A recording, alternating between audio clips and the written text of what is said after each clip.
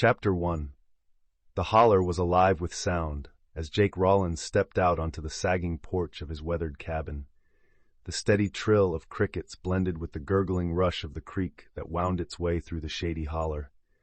A whippoorwill's lonesome call drifted down from the ridgeline as night began surrendering to the first pale streaks of dawn.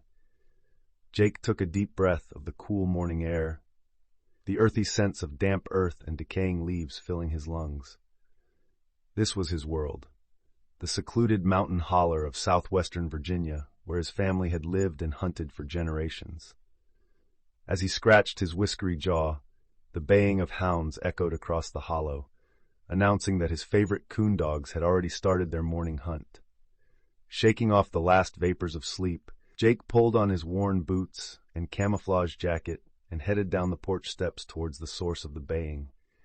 His coon dogs, Blue and Reb, were hot on the trail of some varmint, most likely a raccoon by the sound of their voices on the cold trail. The two black and tan hounds burst through a tangle of greenbriers, baying furiously with their noses glued to the ground. "What you got, boys?" Jake called out with a grin, thrilled to be out at first light, doing what he loved most, hunting with his coon dogs. Blue and Reb paid him no mind, focused intently on the scent trail they were following. They quartered back and forth up the hollow, their voices rising in excitement when the trail grew hotter.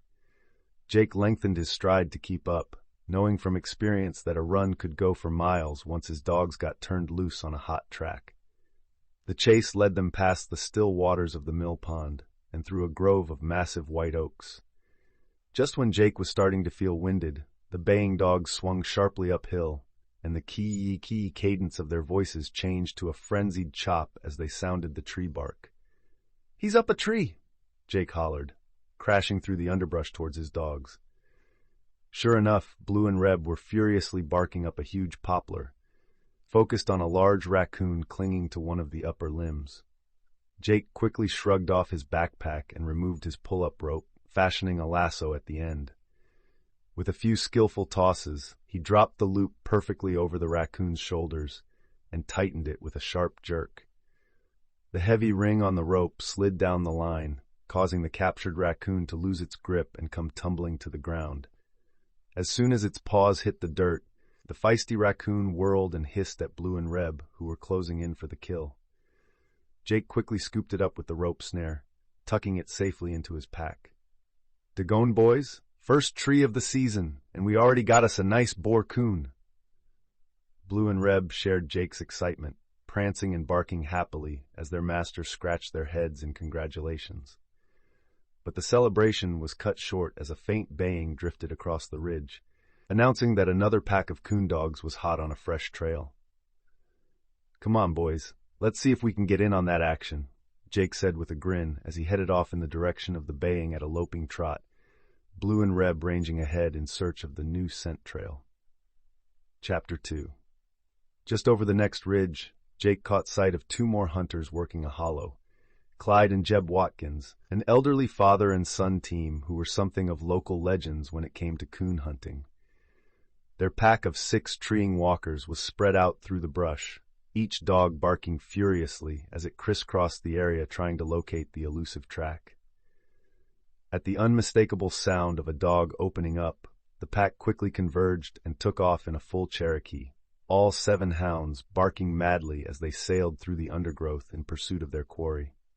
Not far behind them loped Clyde, his graying hair blowing wildly as he tried to keep up. His son Jeb was nowhere to be seen, but Jake knew the wiry old-timer was sure to be right in the middle of the action. "Jake, that you, boy?" Clyde hollered as Jake angled down into the hollow with Blue and Reb, the 3 of them eager to join the chase. "It's me, Clyde," Jake shouted back happily. A night hunt with the legendary Watkins hounds was always a privilege and a thing to be savored. "Where's Jeb got hisself to?"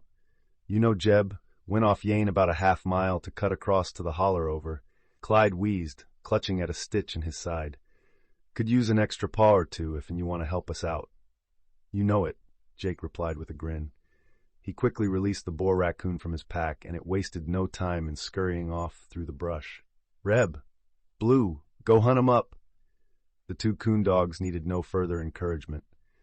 With a cacophony of eager barks and howls, they lit off in the direction the other hounds had gone, their noses bouncing eagerly as they caught the scent trail. For the next 2 hours, the ridges and hollows echoed with the incredible din of the coonhounds working in full tongue. By the time Jake and an exhausted Clyde finally reached the end of the run, the raccoon had taken refuge high up a giant white oak. All 8 dogs were bawling excitedly at the base of the towering tree, positively beside themselves at cornering their quarry. "Where's Jeb got off to now?" Jake asked, scanning the woods for any sign of the elder Watkins. "Just listen," Clyde replied with a wheezy chuckle. He placed 2 bony fingers in his mouth and whistled a series of ear-piercing catcalls. After a few moments, a faint reply whistle echoed through the trees. "That's my Jeb, circled round to the backside of this ridge. Awight, you fellers, let's put this coon on the ground." At that, the 8 dogs went into overdrive.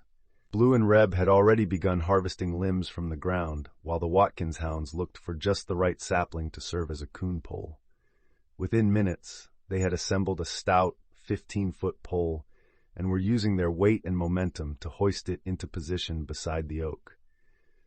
Clyde sent Jake up first to dislodge the raccoon, while he waited at the base in position to dispatch the animal when it fell. Jake was an expert climber by now, and had no issues making his way up the pole and out onto the limb adjacent to where the raccoon sat nervously. A well-aimed chunk of wood had the raccoon scrambling for a new position, directly out towards Jake. "He's coming your way," Clyde shouted up. "Give me a stick ahead o' time, and then start shaking it towards me." Jake complied, easily knocking the big raccoon off the branch so that it clung to a lower limb, angling its body in Clyde's direction. A quick shake sent it tumbling down directly towards the old hunter waiting below. There was a wild flurry of snarls and growls, and when the dust cleared, Clyde stood victorious with the raccoon bayed. A few minutes later, Jeb came trotting up through the brush, slightly winded but wearing a huge grin. "Got him treed for ya, Pa," he exclaimed happily, slapping his father's bony shoulder. "Reckoned you'ns needed a little help with this un."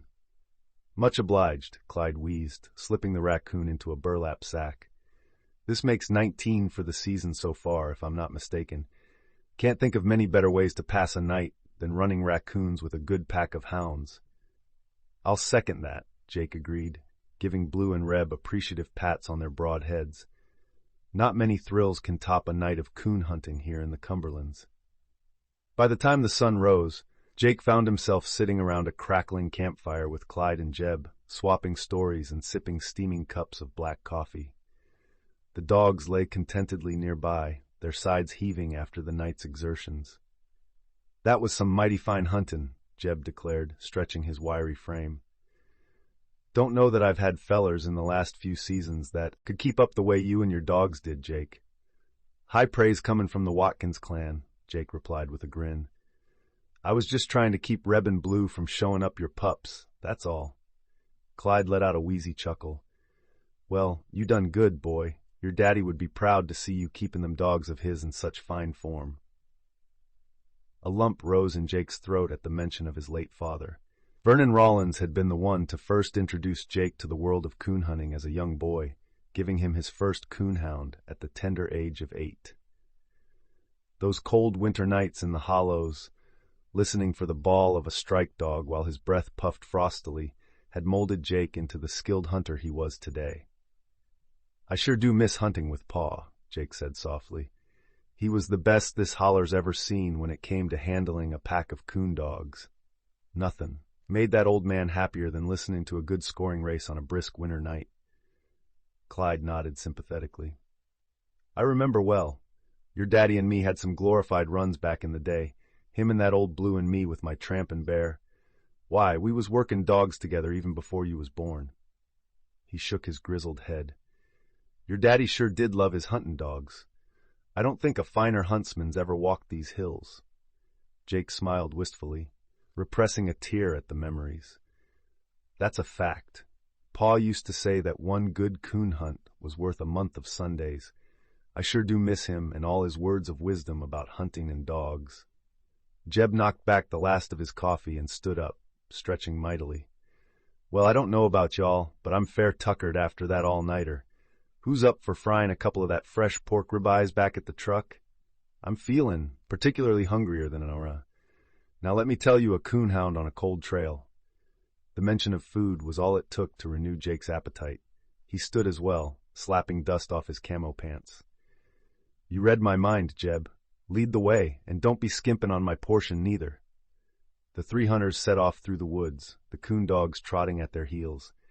Jake felt completely content, his chest swelling with pride at having proven himself worthy in the company of legends like Clyde and Jeb.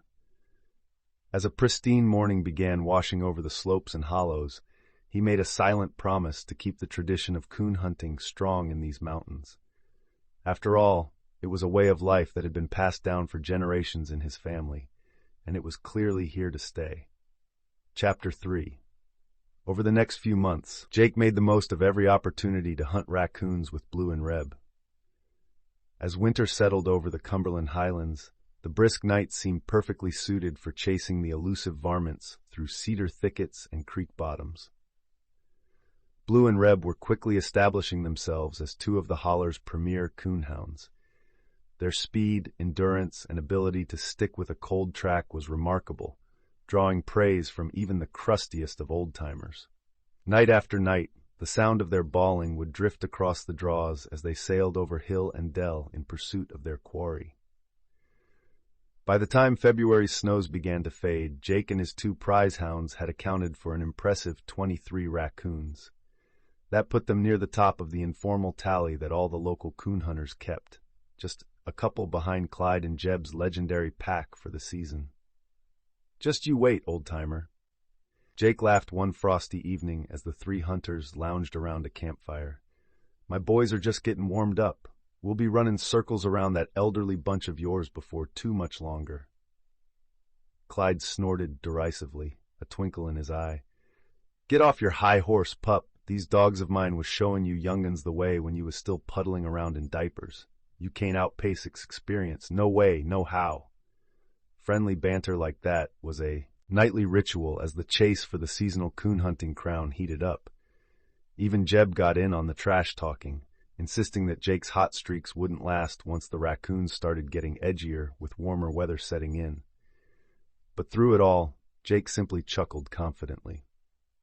He knew Reb and Blue were just hitting their prime, their speed, stamina, and determination reaching peak levels.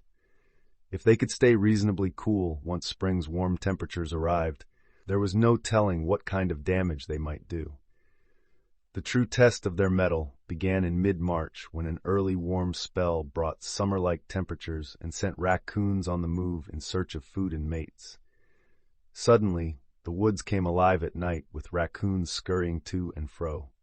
Coon hunting conditions were perfect if your dogs had the intense drive and wherewithal to keep on the chase even when their quarry turned unexpectedly crafty and elusive.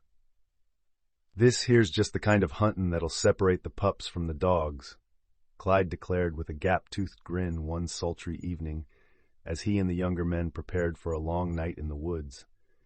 Once them coons get to rangin' and ramblerin', it takes a real pair of cold dogs to stick to the trail, no matter what kind of shenanigans that varmint tries to pull. We're fixin' to find out which dogs is top dogs, ain't we? Jeb agreed, slipping his feet into a pair of well-worn hunting boots. My money's on Bear and Butch showing your young'uns a thing or two, Jake. Jake just smiled as he loaded his pack with water bottles and raccoon snares, doing a final check on his supplies. All I know is that Blue and Reb are ready, he said quietly. We didn't labor all winter long just to quit when the going gets a little tough. I'd say the Rollins hounds are aimin' to run a few rings around some of you old fellers out there.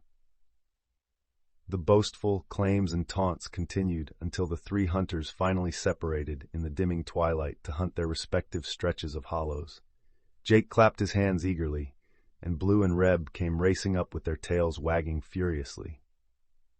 After a few moments trailing their noses through the dry leaves and mulch, Reb's tail went stiff and his whole body strained ahead as he picked up a fresh scent trail.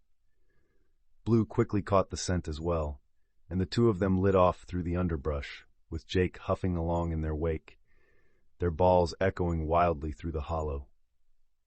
For the next hour and a half, Jake and his dogs blazed a labyrinthine trail through the Cumberlands.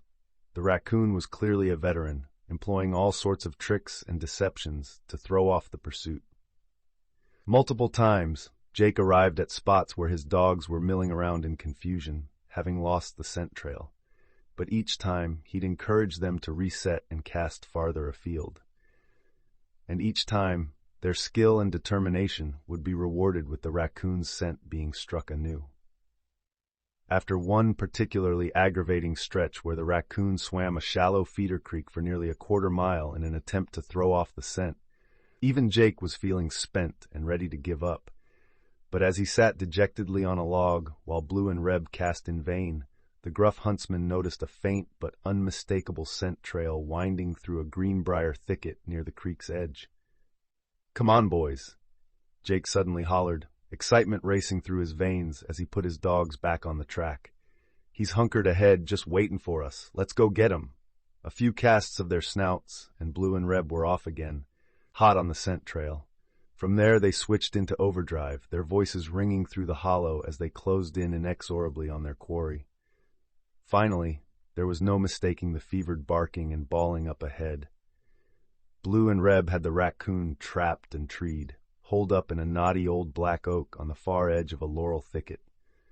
By the time Jake crashed through the undergrowth, his two hounds were nearly beside themselves, leaping and barking at the hapless boar raccoon clinging stubbornly to the upper reaches of the oak. "Atta boys," Jake crowed, hastily grabbing a coon pole and beginning to assemble it. "Old Scratch put up one hell of a run, but y'all stuck with it. This one's for you." Before long, the long pole was hoisted against the tree trunk, and Jake was shimmying upwards towards the raccoon's lofty perch. A few well-aimed shakes had the angry boar bailing out of the safety of the highest branches. It plummeted wildly towards the ground, only to be expertly snared in Jake's lasso as it neared the forest floor. As Blue and Reb danced excitedly around his boots, baying their triumph, Jake grinned and gave the hefty raccoon an appraising look. "You sure did show your tricks tonight, didn't you, Whistle Pig?" he chuckled. "But not quite enough to outfox this crew. Nope, you tangled with the wrong pair of coon dogs this time." The raucous howling and barking from the other end of the hollow announced that the rest of the hound packs were also striking game. A cacophony of bawls, both near and distant, filled the night, as one raccoon after another found its cunning met by the grit and determination of the coon dogs. From his perch at the top of the ridge, Clyde Watkins could make out at least 3 separate strikes echoing through the bowl of the holler.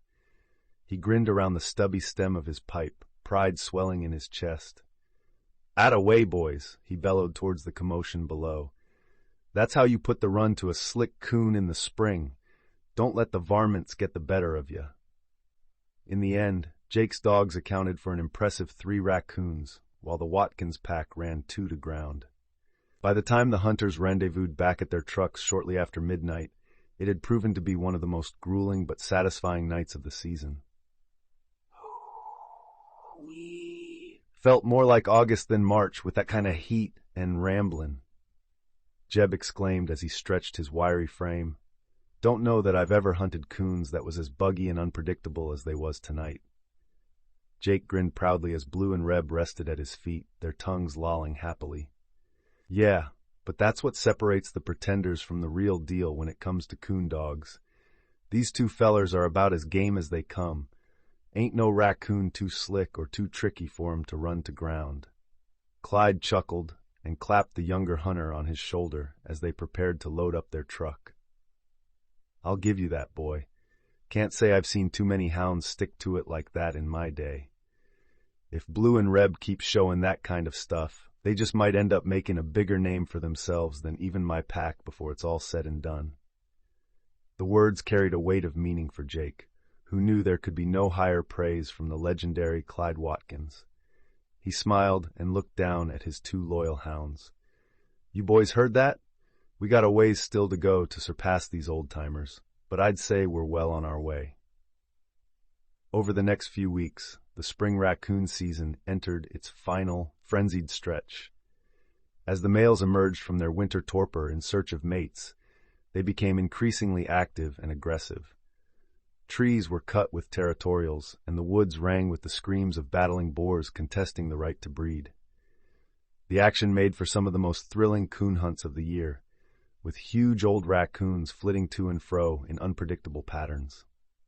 Only the most savvy and determined dogs had a chance of sticking with their elusive quarry through the endless twists and turns.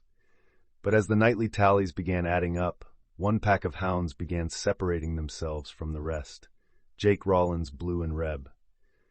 Night after night, the tireless pair would run circles around the other dogs, pushing raccoons mercilessly through the most rugged terrain, crossing creek after creek, scaling bluffs and ridges, and bushwhacking. Night after night, the tireless pair would run circles around the other dogs, pushing raccoons mercilessly through the most rugged terrain, crossing creek after creek, scaling bluffs and ridges, and bushwhacking through greenbrier thickets. Blue and Reb simply would not be denied once they had a hot track. As April's annual coon hunting season began drawing to a close, it was clear that a new chapter of legend had been written in the hollows around Coon Holler. Never before had a pack of coonhounds so thoroughly dominated the grueling spring action. When the final tally was announced at the annual Hunter's Supper, the results were staggering. Jake Rawlins's hounds, Blue and Reb, had accounted for 42 raccoons over the 3-month season. The second-place total of 31 raccoons, shared by both the Watkins pack and Delbert Owens' pack of walkers, seemed almost pedestrian by comparison. Hunters who had been following the exploits all season simply shook their heads in disbelief at the incredible numbers put up by Jake's duo of hounds. "They was just flat unstoppable," Clyde Watkins declared, doffing his cap to the young huntsman. "I ain't never seen the likes of it. Once that pair of yours got hunted, every coon in these hills might as well have started digging its own hole, 'cause they wasn't never going to be able to outslick or outrun them cold noses." Even the usually boastful Jeb Watkins could only mumble in admiration through a mouth half full of barbecue as Jake accepted the $500 prize and coveted trophy raccoon mount that went to the season's winner. "You done raised yourself a medical pair of killers, Jake," the wiry hunter grinned. "I wasn't so sure they was be able to keep that kind of frantic pace once it really heated up, but danged if your Reb and Blue didn't have more run and circle than any dogs I've saw in years." For his part, Jake remained humbled by the accolades, constantly deflecting praise back towards his prized hounds.